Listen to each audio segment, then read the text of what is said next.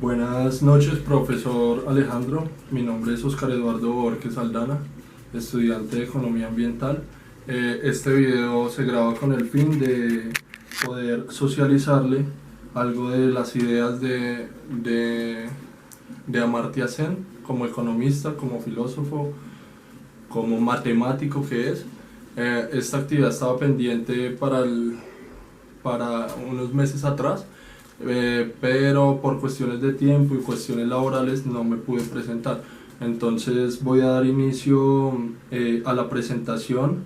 Como, como usted sabe, profesor, Amartya Sen fue un genio. La metodología que escogí para presentarle las ideas del profesor Amartya Sen es a partir de unos escritos que acabo de hacer en forma de mapa mental, en donde el cuerpo de la exposición va a ser en general empezar cómo es su enfoque, cuál es su enfoque, cuál es el pensamiento del profesor. Ya explico algo sobre las críticas que hace al bienestar tradicional, y ahondo en pobreza, medición de pobreza, hambrunas, que toca el tema Amartya, enfoque por capacidades, hablo de funcionamientos, capacidades, y por último la importancia de las ideas de Amartya Sen como sociedad, como sociedad. Bueno, entonces partimos de que Amartya Sen nace en India en 1933, ahora tiene 81 años. En el año de 1998 ganó un Nobel por su aporte a la economía de bienestar. Tiene más de 200 libros, de 20 libros, tiene 40 doctorados, tiene aproximadamente 300 artículos, áreas relacionadas, economía, filosofía, ética. Entonces, cuando comienzo a leer de Amartya Sen, evidencio que la base de las ideas de él y lo que él quería, en últimas, era llegar al fin. Él quiere llegar al fin del utilitarismo, que es un principio paretiano. Entonces él decía que venía de una época, pues, de imposibilidades, en el que allá no se podía decir qué está bien ni qué está mal sin hacer supuestos muy fuertes. Entonces eso es, y por eso lo pongo acá de primeras. Bueno, ya en esta parte del pensamiento de Sen, él le hace énfasis en lo que es el desarrollo del potencial humano y en desarrollar todas esas capacidades que incrementan las opciones disponibles. No como la economía tradicional, dice él, que solo maximiza, pues, los beneficios. Él dice que el utilitarismo en política pública cumple con lo que importa es los bienes y los recursos, ¿sí? No va más allá, no va más en el valor de la persona. Entonces Amartya Sen es lo que va a llegar a ser. Bueno, entonces acá ya cambiando de hoja, el profesor hace unas críticas al bienestar tradicional. Acá le resumo como deseos humanos ignorados, hace énfasis en que el bienestar de las futuras generaciones están siendo ignorados. Otra crítica es la unidad de análisis. Dice que no debe ser el hogar, siempre tiene que ser el individuo. Por eso escribe también acerca de la igualdad de género, porque la mujer siempre está segregada en las políticas sociales, y también le dio importancia a cómo se distribuye el ingreso en un hogar. Entonces ahí viene el ejemplo del papá borracho que se gasta el dinero, y entonces puede que la medición no sea representativa porque al señor le entra un ingreso, pero se está gastando la plata en otras cosas, y puede que no le dé educación a sus hijos, no le dé alimento a sus hijos, bueno, etcétera. Otra crítica es el utilitarismo, ya lo habíamos hablado, que está detrás de todo. Se colocaba el ejemplo de Nerón y Roma. Pues acá no lo puedo decir por cuestiones de tiempo, ejemplo también de un pastel, distribuciones de las cantidades en un pastel, entonces otra vez volvemos a un principio paretiano, ¿sí? No podemos beneficiar a uno sin afectar el otro. Otra idea es el utilitarismo, dice Sen que está detrás de todo. Otra vez con principio paretiano, como ya lo había hablado al principio. Lo que critica Sen es un enfoque utilitarista, reduccionista, que solamente reduce el bienestar de la persona al nivel de ingreso. Entonces, dice que esto implica políticas sociales muy erradas, partir de un análisis de este tipo. Entonces coloca un ejemplo que por tiempo no lo puedo decir, de Nerón en Roma y de la distribución de un pastel, de las porciones de un pastel. Entonces habla, ahí llegamos otra vez al principio de Pareto y siempre critica los principios paretianos, porque si voy a beneficiar a un individuo A, entonces no puedo alterar la comodidad del individuo B. Entonces también habla también de un enfoque en consumo de bienes de la economía tradicional, en donde solo se busca maximizar las utilidades y dejar de lado cosas realmente importantes que entran dentro de la valoración, ¿sí? Como personas, como individuos y no como una moneda, como siempre se ha medido en términos de tengo un bien, tengo un bien, tengo un precio de ese bien y tengo un ingreso. Bueno, entonces otro tema importante es la medición de la pobreza antes de llegar a el enfoque por capacidades.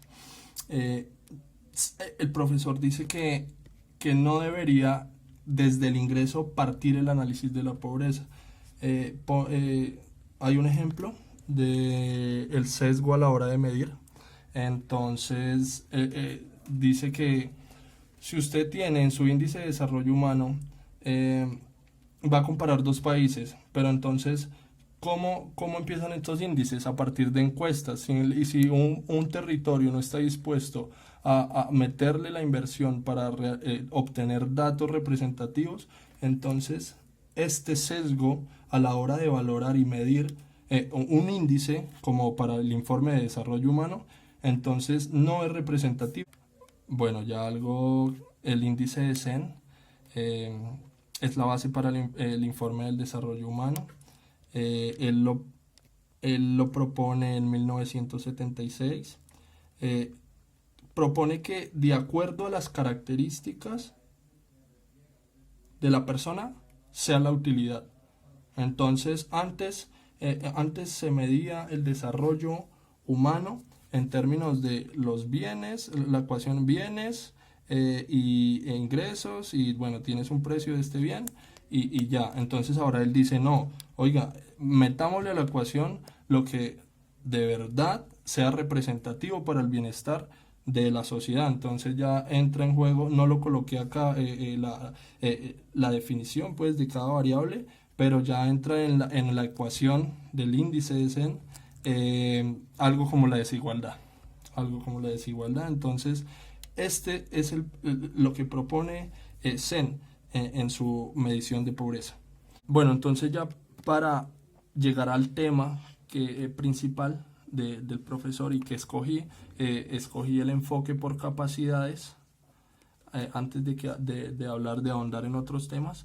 Es un marco teórico moral con un enfoque netamente evaluativo. Lo habló el profesor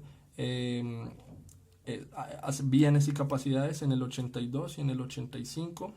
Y entonces él dice que este enfoque de evaluación, que la evaluación del nivel de vida no se debe basar en bienes, características, utilidades, sino en algo llamado las capacidades de la persona. Él dice que ese enfoque por capacidades es una evaluación del nivel de vida en términos de la libertad, y entonces esa libertad, él dice, bueno, es elegir entre los funcionamientos alternativos que una persona puede alcanzar. Es una elección genuina, que se caracteriza por una autodirección y es esa habilidad de dar forma a nuestro propio destino, a nuestro propio destino. Es esa la libertad que se refiere a Amartya Sen. Entonces dice él, la libertad tiene dos partes, dos enfoques, dos aspectos importantes. Una que es la agencia, que es actuar en favor de lo que importa, y otro enfoque que es centrado netamente en las personas. Entonces él dice, la misma persona escoge su bienestar. Entonces este es el punto en el 82, en el 85, que él comienza a hablar y mete ya temas no filosóficos, sí filosóficos, económicos y en parte pues y como era matemático, entonces ya él aborda temas éticos. Ya acá entra la ética. Bueno, entonces él dice que la evaluación del nivel de vida, ¿sí? Como estamos en enfoque de capacidades, este enfoque está en términos de libertad. Y entonces la libertad, dice, es la elección genuina de elegir entre funcionamientos alternativos que una persona puede alcanzar.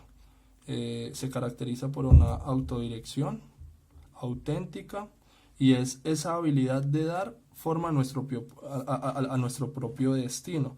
Entonces él dice que los divide en dos enfoques, esta libertad. Una que es la agencia y es actuar en favor de lo que importa, ¿sí? Y lo otro es el enfoque centrado solo en las personas como foco, ya no en el hogar. Entonces él ya dice que la misma persona escoge su bienestar, ¿sí? Y hace un comparativo de libertad de qué. Él dice libertad de que compara la economía, la libertad que propone la economía tradicional, dice que es esa libertad de elección entre bienes de consumo. También habla y se compara con la teoría rawlsiana, que busca la libertad de elección entre bienes primarios, pero bueno, ya eso es otra cosa. Y en la teoría de las capacidades, el profesor dice, oiga, no, la libertad es elegir entre funcionamientos alternativos que una persona pueda ser capaz de alcanzar. Esa es la libertad dentro de la teoría de las capacidades. Entonces él dice, la misma persona escoge su bienestar. Acá es donde en el 85 él comienza a ahondar en las bases o en las ideas de la combinación de su economía, su filosofía, pero ya con ética, a partir de este año, a partir de esta idea. Entonces él dice que es la libertad que la persona tiene en el hacer o ser las cosas que ella quiera. Y eso es lo que él, la base de otras teorías. Ya más adelante la justicia social habla de democracia, pero eso no lo voy a ver. Esta es la base de todo, el enfoque por capacidades de la persona, ya. Bueno, entonces ya después de hablar del enfoque por capacidades entran los funcionamientos capacidades, la teoría de las capacidades que habla el profesor. Dice que entre estas dos no hay mucha diferencia, entonces que la una contiene a la otra, entonces que por lo general se mide es en términos de funcionamientos, es como el resumen, y las capacidades para alcanzar esos funcionamientos se relacionan con elección, talento y oportunidades que tienen las personas en una sociedad. Entonces había un ejemplo de la persona en la cárcel, entonces ahí es donde, listo, está una persona en la cárcel y ¿por qué está en la cárcel? ¿Por qué no fue a la escuela? ¿Es analfabeta? Entonces él dice, ahí es donde hay que atacar el problema, desde la base, desde la educación, desde problemas sociales que son graves y que nadie los valora. Bueno, en esta parte yo quería hacer como el ejemplo de la definición de funcionamientos, capacidades en pues la teoría de las capacidades, y tenemos dos recursos: recurso, bicicleta y comida. ¿Cuáles son las capacidades? En el caso de la bicicleta, poder usar la bicicleta. En el caso de la comida, cocinar. Ahora, funcionamiento. En el caso de la bicicleta, desplazarse. Y en el caso de la comida, nutrición, un funcionamiento. ¿Cuál es mi utilidad? Para los dos recursos, para los dos casos, van a ser el placer. El placer que me generan estas actividades. Entonces, ya llegan dos términos, que es el empoderamiento y la agencia. Entonces dice que el empoderamiento es el poder que tiene una persona de hacer realmente una actividad, una cosa. Y la agencia es ese valor que la propia persona pueda llegar y hacer lo que más desea, lo que ella valora y lo que para esa persona es importante. Entonces, ahí ya hice este gráfico que lo vi por ahí en internet y decía dominio de las capacidades. Entonces, cuando nosotros, el ser humano, tiene el poder de elegir, ¿sí?, a realizar una actividad para su bienestar, que se juntan con unas habilidades y unas oportunidades, ¿sí?, pueden ser factores externos, como aspectos ambientales, factores culturales, mis habilidades, mis condiciones físicas para desarrollar esta actividad que es desplazarme, o la seguridad, un factor externo, me generan un funcionamiento, ¿sí? Entonces, decía y colocaban en el ejemplo funcionamientos como seguridad, descanso que me genera ingreso, movilidad, paz interior, salud. Y entonces el profesor dice que esta frase que me gustó, por eso la coloqué acá, que todo inicia con una libertad de oportunidades, tener las elecciones posibles. Esa es la base también dentro de sus ideas. Poder elegir como ciudadanos, poder tener alternativas, ¿sí? Entonces, había un ejemplo que encontré que era el de programa de viviendas sociales y decía que en un caso real, en un país, no recuerdo ahorita el nombre, tenían que hacer como alrededor de 30.000 casas. Entonces, ¿qué haría la economía tradicional? Construir 30.000 viviendas, solucionar el problema y decir, bueno, le dimos las casas de que las personas necesiten, entonces listo, ya, hasta ahí llegó el bienestar, está en su casa. Entonces él dice, oiga, no es que no se debe valorar lo que la casa es en sí, en estructura, sino que lo que la casa hace por el bienestar de la persona. Esa es la finalidad del principio social. A eso él quiere llegar, ¿sí?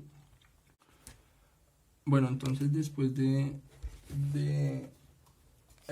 explicar un poco lo del enfoque de las capacidades, funcionamientos, quise colocar en esta última parte por tiempo algunas citas, algunas ideas, a manera de conclusión de lo que el profesor ha venido planteando y por qué es importante leerlo y por qué es importante saber de sus ideas y bueno, entonces algunas de ellas son que nos abre las perspectivas que el bienestar es más allá que el PIB, ¿sí?